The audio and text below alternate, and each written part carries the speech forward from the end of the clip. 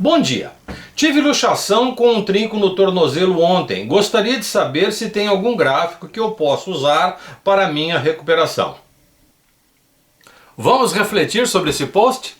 Fica comigo que lá vem a história.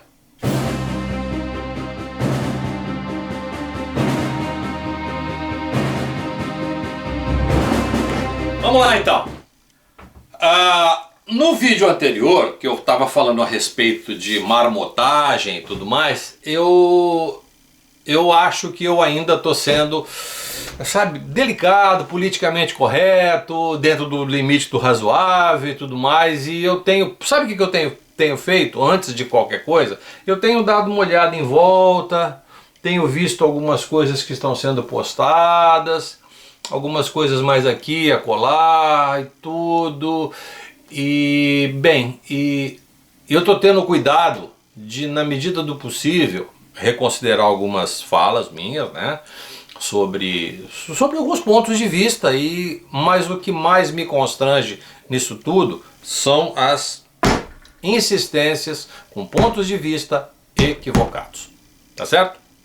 Muito bem, então, quer saber de uma coisa? Eu não vou ficar mais me preocupando com o que você pensa a respeito do assunto. Eu vou dar o meu ponto de vista.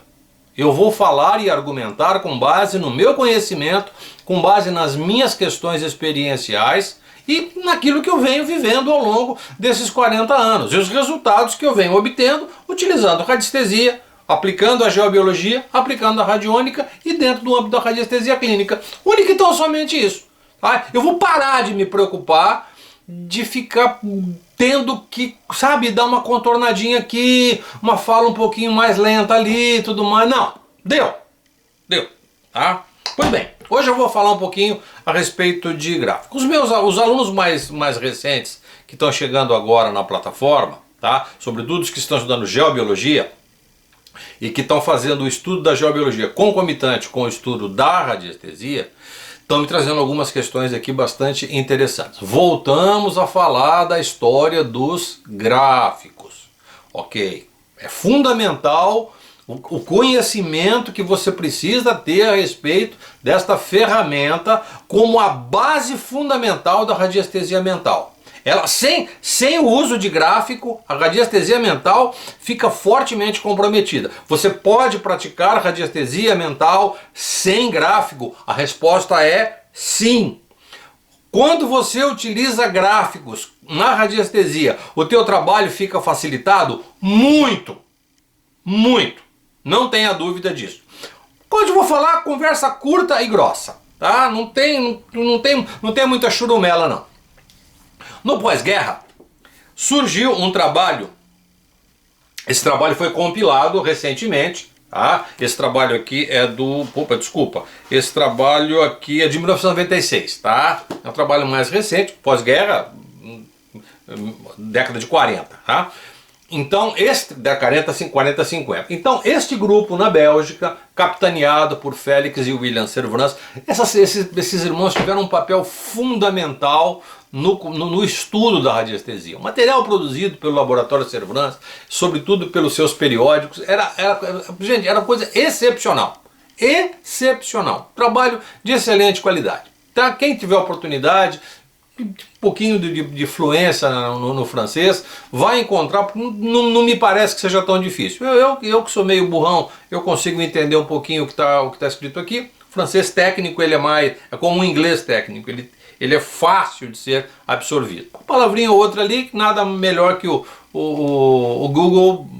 Google French para nos dar uma ajudazinha, tá? Então tá, esta obra, ela foi um compilado do trabalho de reflexão dos irmãos Servranckx a respeito de gráfico. Então quando eles começaram a trabalhar com essa ideia, com essa proposta, eles tinham foi uma sacada, né? De pegar aquilo que tem a ver com os aspectos mentais, as possibilidades de que alguma coisa que tem a ver com o nosso psiquismo, com a nossa dinâmica e mecânica mental, pudesse ser traduzido por alguma coisa, por algum gráfico, por algum desenho, por algum ícone. Por que isso? Por que eles fizeram dessa forma? Porque é assim que a mente humana funciona. Ela precisa de elementos simbólicos, ela precisa de ícones, de desenhos, de formas gráficas para compor toda a sua metodologia de raciocínio. Quando eu falo símbolos, não necessariamente são símbolos visuais. Por exemplo, uma pessoa que é deficiente visual ou que é cego totalmente, essas pessoas conseguem ter raciocínios de altíssima complexidade, tão melhor quanto aqueles que enxergam, porque os símbolos que essas pessoas utilizam, os ícones que elas utilizam para fazer a dinâmica da sua mente, são os sons, os odores, os paladares, são outros elementos sensoriais que vão compor essa estrutura. Mas vamos ficar aqui agora com o aspecto visual, porque é uma característica de quem pratica radiestesia, a radiestesia mental. A pessoa que é deficiente visual tem capacidade plena de praticar radiestesia física, usando a forquilha e usando o dual role, porque ele tem capacidade perceptiva de ver como é que aquilo está funcionando. Tá? Eu tenho aqui um amigo que é massoterapeuta, ele é absolutamente cego, tá? E ele manuseia a forquilha e o dual role com absoluta excelência. Tá? Muito bem. Voltando aqui. Então, a ideia de começar o nosso vídeo com aquela fala, com aquele post, é para a gente esclarecer um pouquinho essa questão do uso do gráfico. Tá bom. Por Deus, nenhum gráfico, absolutamente nenhum, eu vou falar aqui, claro, este é o meu ponto de vista e eu afirmo isso com todas as letras, me contraria. Nenhum, absolutamente nenhum gráfico tem poder por si só de produzir qualquer tipo de transformação, de produzir qualquer tipo de efeito nocivo ou benéfico, de impactar a radiação ou de mitigar as ações radioativas do subsolo. Não é possível. Absolutamente é não. Então, se você, por alguma razão, está se encaminhando para esse tipo de olhar, dentro do âmbito da prática radiestésica, eu recomendo que você reconsidere. Primeiro que você vai sim, eu vou usar uma frase que eu uso, já usei muitas vezes. Você vai se embrenhar em selva fechada em noite de lua nova. Você vai se perder. Não tenha dúvida disso, cara. Você vai se perder. O símbolo, os ícones, os desenhos, os gráficos, eles são evocativos. Eles dizem para você qual é a sua ação. Pode ser uma ação mecânica ou pode ser uma ação psíquica, emocional. Quando você vê um coraçãozinho, por exemplo, coraçãozinho vermelho ali na tua timeline do Facebook ou mesmo nas postagens do WhatsApp ou Instagram, o que acontece? Quando você vê aquele coraçãozinho, tudo, em algum momento da tua vida, aquele ícone te remete a um determinado tipo de pensamento, um determinado tipo de sentimento. Tá? Pode ser que sim, pode ser que não. E aí eu vou te mostrar um símbolo aqui. Tá? Que símbolo é esse aqui? Claro que você sabe. Lembra? Ah? E eu tenho a nossa vizinha aqui, ela é filha da nossa, é uma menina, deve ter 10, 12 anos, não deve ter mais que isso não, é uma menina muito boa, ela tem um manejo muito bom com o computador, e ela faz os seus trabalhinhos, e eu fiz essa pergunta para ela outro dia. Faz seus trabalhinhos pelo computador, tá? Ela digita direitinho, escreve, brinca bem com o PowerPoint, faz os desenhos, faz aquelas coisinhas todas e tal. Menina, e como toda menina é uma coisa delicada, graciosa. E eu perguntei para ela outro dia que ela estava na varanda com o laptop. Já fiz de propósito.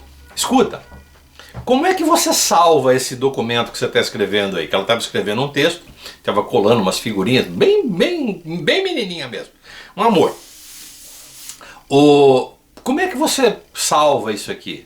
Aí ela pegou o mouse, pôs ali, é aqui ó.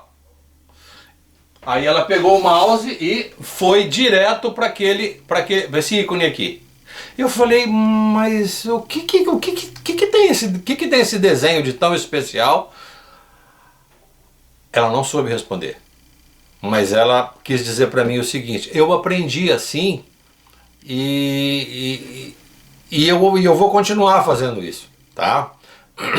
E aí eu perguntei para ela: você sabe o que é isso? O que é essa figurinha? Não. Eu aprendi assim e agora vai ficar assim. Ah? Eu deixei aquilo por isso mesmo, ela continuou fazendo. Ela não estava lá com lápis de cor, com coisa, o computadorzinho dela ali, estava uma lambança ali. Então só para eu me certificar de que dessa situação. Você sabe o que é isso aqui? Sabe? Quem é velho sabe, tá? Isso aqui é um disquete. Aquele que a gente utilizava naquela gaveta, um disquete, 3,5 parece, um disquete que a gente colocava ali no drive para salvar. Hoje, depois evoluiu pro DVD, que a gente podia gravar em cima do DVD, ficou uma coisa mais... E depois as memórias flash, que são os pendrives hoje, que são responsáveis pelo armazenamento das informações. Mas aí, por mais que você queira, você pode evoluir o que for, aquele ícone historicamente passou a ser o símbolo representativo de uma ação mecânica. Eu vou guardar na memória essa informação que eu tenho aqui. É para isso que serve. Agora, ele não faz isso sozinho. Ele até pode fazer, mas você tem que ter uma programação antecipada, para não complicar a conversa, né? Porque a linguagem dialética é o que mais tem. Muito bem. Você quer ver um processo iniciático muito interessante, onde nós utilizamos símbolos. É provável que você que está me assistindo agora, pode ser que sim, pode ser que não, mas é provável que você tenha passado pelo processo de fazer habilitação. Passou pelo treinamento numa autoescola e foi tirar a sua carteira de habilitação, para que você pudesse ser um condutor, né? E quando você vai fazer esse treinamento, você passa por uma série de etapas, né? Você vai estudar o Código Nacional de Trânsito, as leis que estão envolvidas no trânsito e tudo mais, considerando que está tudo certo, considerando que você é um excelente condutor, que você é uma pessoa que respeita as leis, que você é ético, moral, bons costumes, respeita os limites de velocidade e tudo mais, tá? Isso tudo, tá? O que é que vai modular as suas ações no trânsito? São os símbolos. Os símbolos de trânsito, aqui tem uma ínfima parcela do que ele representa. Estes símbolos de trânsito vai modular as suas ações, vai dizer o que você tem que fazer. Vai dizer para você quais devem ser as suas atitudes diante de determinadas circunstâncias. Algumas delas você não precisa mais pensar para fazer. É natural, a tua ação mecânica, ela já não está mais no âmbito da objetividade. Aquilo já é uma memória subconsciente. Atenção que eu estou falando. É uma memória subconsciente que ela é ativada no momento que você vê o símbolo.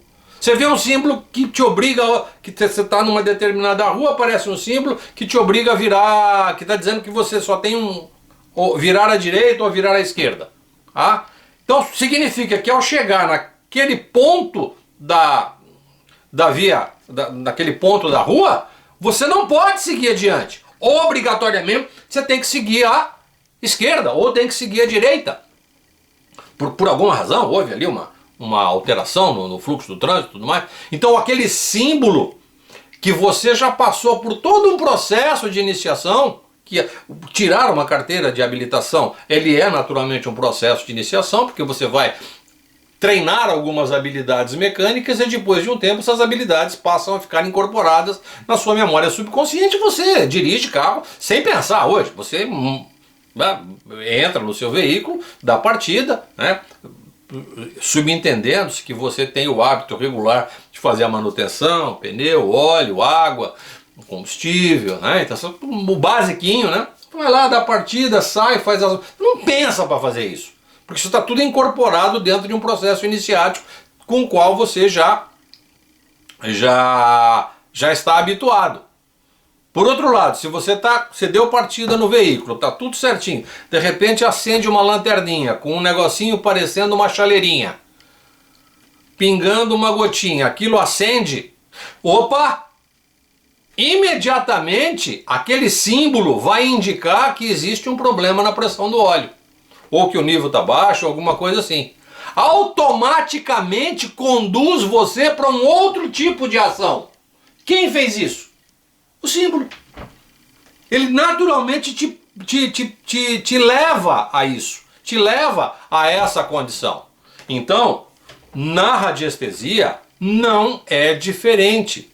O uso dos símbolos e gráficos, eles naturalmente inspiram você a ter um determinado tipo de ação ou te inspiram a ter um determinado tipo de comportamento diante do tipo de análise que você está fazendo. Única e tão somente isso. Se nós voltarmos à fala do início ali, no começo você começa a pensar que a pessoa vai ter gráfico para problema de fratura. Tem algum gráfico para problema de fratura? A princípio não. Não imagino que tenha algum maluco que tenha inventado alguma coisa dessa natureza. Ou pode? Como tem doido para tudo, é capaz de ter alguém que tenha inventado um gráfico para fratura. Tem gráfico para curar gripe? Aqui nessa obra tem um gráfico para tratamento de gripe. Ok. Tá. Bom, tudo bem. Pode ser que sim, pode ser que não. Mas aí ele fala para auxiliar no tratamento. É a frase final do post. É possível que a gente tenha um determinado tipo de comando para produzir uma ação reequilibradora, produzir uma ação que contribua para o processo de cura. Eu não tenho absolutamente nenhuma dúvida disso, tá? Um dos grafismos que atua poderosamente no sentido de contribuir com o processo de cura e tem uma metodologia, eles não funcionam por si só, é o Sanjevini, por exemplo.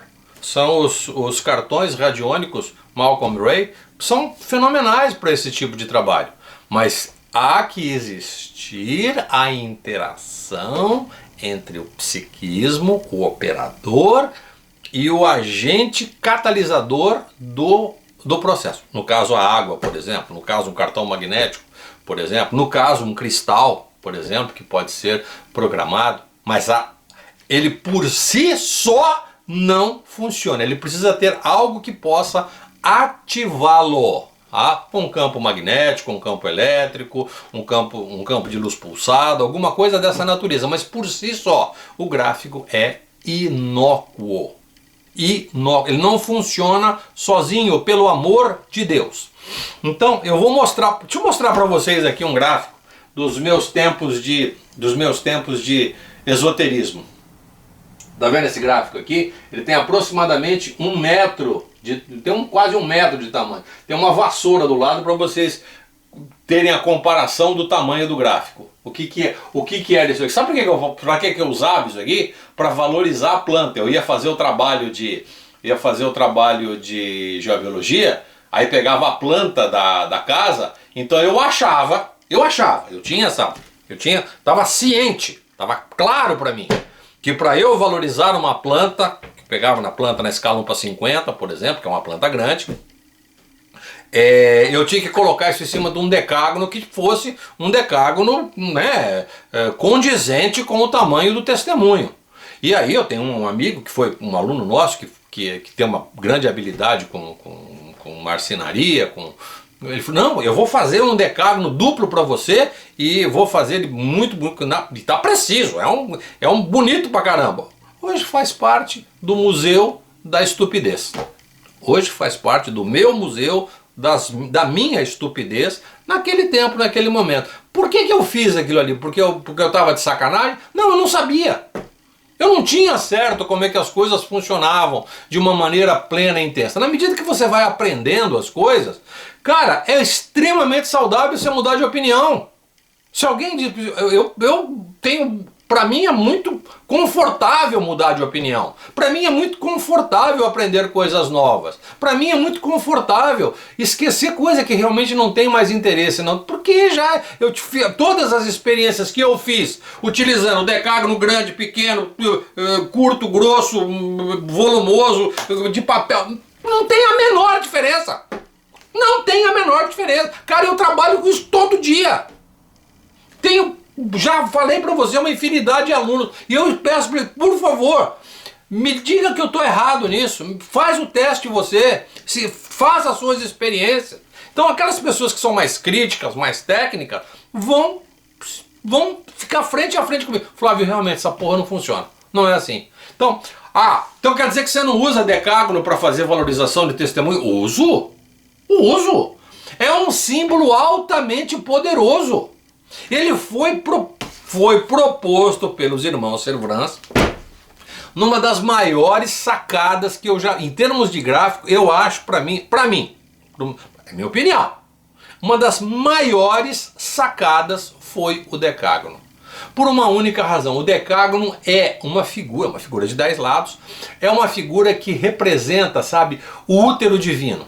As suas proporções e as suas relações guardam proporções áuricas que é muito interessante. A relação do lado com o raio do círculo, o raio do círculo subscrito é super legal, cara. E essa fórmula, a figura inscrita no círculo que dá a figura de 10 lados, o raio e o lado da figura guardam uma relação áurica de 1,66, 1,618 e tudo mais.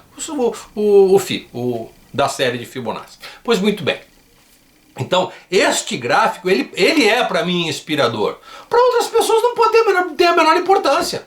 Pode não representar porra nenhuma. Agora, a hora que eu chego para a pessoa e explico, olha, vou te dar um toque, vou te dar uma iniciada nesse gráfico aqui. Olha para isso aqui com calma. Deixa eu desenhar ele com você. Então, toda vez que você olhar para esse gráfico, pensa, imagina, idealize uma dinâmica, uma mecânica mental de que aquilo que está sob o efeito desse gráfico pode se transformar no objeto-alvo que você quer pesquisar. Uma casa, uma planta de uma casa se transforma na casa, um fio de cabelo passa a representar o indivíduo que você está fazendo uma análise radiônica ou radiestésica. O cartão de visita ou a fotografia, da mesma forma, uma amostra ou uma palavra escrita daquilo que você quer pesquisar como prospecção de algum mineral, coisa parecida. Tá? Aqui, o gráfico cria essa condição materializante, porque é como se ele fosse o útero de Deus. E da fonte divina, da fonte criadora, daquilo que é a causa primária de todas as coisas, emana esse princípio de ordem. E o que os dois irmãos sacaram, aquele grupo de trabalho, essa sacada foi absolutamente, super legal. Tá? Então eu tô contando isso para você, para mais uma vez, você vai estudar radiestesia e vai trabalhar com gráfico, fabuloso, sensacional. Trabalhar com gráfico, ele reforça toda a nossa dinâmica mental. Ele nos inspira a termos um determinado tipo de ação. Repito, como sinais de trânsito. Tá? Você pode obedecê-los ou não. Na medida que você os obedece, as coisas funcionam dentro de uma dinâmica muito mais suave. Você está lá te convidando a ter um limite de velocidade de 80 por hora. Quando você ultrapassa esse limite, você pode produzir perturbações, eventualmente pode produzir perturbações no fluxo. Se você está abaixo do limite de velocidade, você também pode produzir perturbações. Por quê? Porque aquele símbolo está te convidando, te induzindo, está propiciando a você a possibilidade de uma ação, quer seja uma ação mecânica ou uma ação psíquica ou mesmo um comportamento emocional. A história do coraçãozinho. Que viadagem. Te canta. Então essa é a razão básica, primária, primordial da simbologia. Bom, então nós vamos encontrar isso em todas as tradições. Eu estou focando na radiestesia. Bem, e por fim, eu queria deixar aqui mais uma vez referendado por Deus. Pare de usar essa expressão, gráfico radiônico. Isto não existe. Por favor, a radiônica precisa ser tratada com o seu devido critério. É um estudo, é uma prática, um estudo e uma prática que demanda uma atenção especial para isso. Eu vou me preparar para fazer um vídeo dedicado só sobre a radiônica, para que você entenda definitivamente o que é radiônica, tá? É algo eminentemente técnico. Precisa de um treinamento adicional aprofundado. Radiônica não é para amador, radiônica é para profissional. Precisa ter uma alta performance, principalmente em prática radiestésica.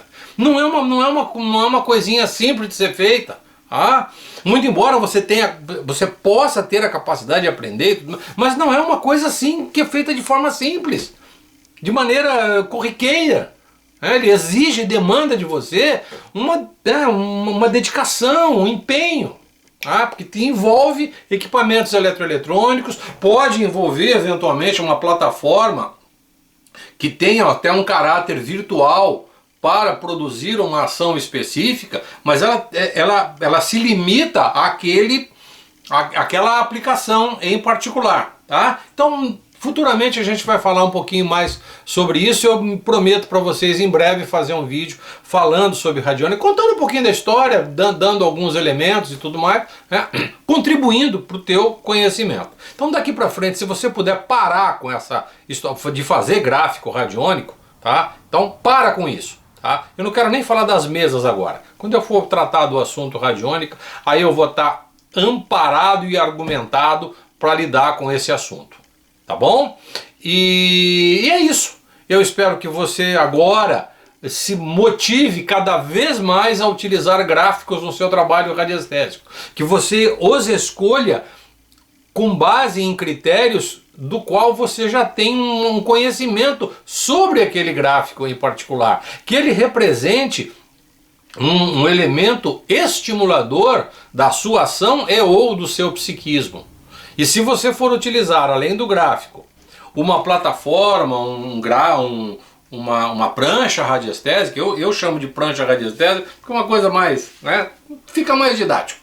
Foi a maneira que eu encontrei para designar essa ferramenta radiestésica, que é um desenho um mapa mental, um desenho de como o nosso psiquismo funciona no âmbito da radiestesia mental, para produzir os efeitos de diagnóstico e análise. Tá combinado? Grande abraço para você, fique com Deus, nos vemos no próximo vídeo, tchau, tchau!